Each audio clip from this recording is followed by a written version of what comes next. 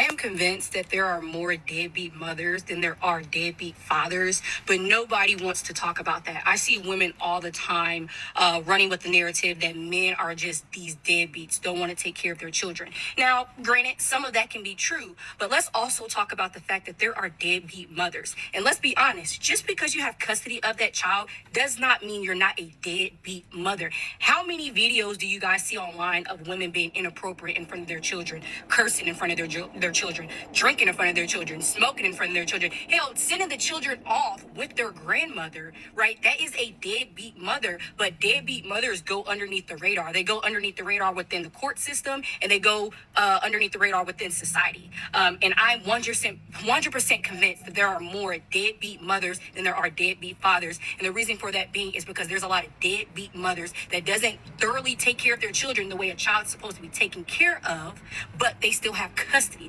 of that child. So you can't convince me otherwise.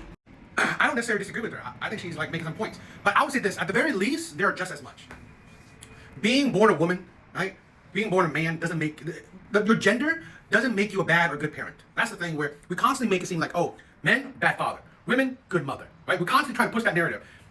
And that is the stupidity of it, right? You got to make it, it's just a, an individual thing in a sense.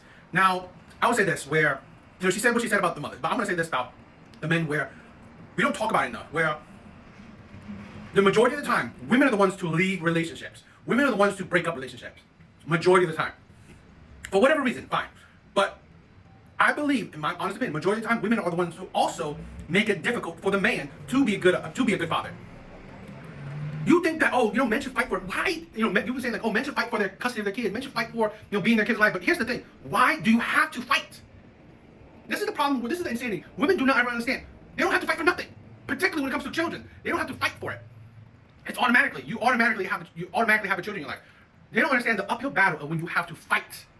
Okay, when you have to fight, it's taxing mentally. It's very taxing mentally, and it's taxing financially, which no women talk about. They don't talk about, he's a deadbeat dad because he didn't fight for his kids. Really? Make it easy for him. Make it easy for him to fight for his kids. No, you take the court system, you bring the court system into it, and the court system has an incentive to make it hard for a man, because that's how they get their cut. Because child support, when you do child support through the court system, they take their cut. Okay? When a man has to go fight for his kids in the court system, they take their cut. Okay?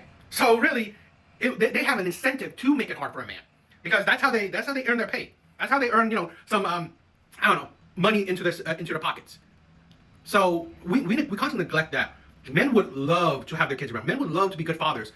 But again, even women know how taxing it is to fight for anything. Okay?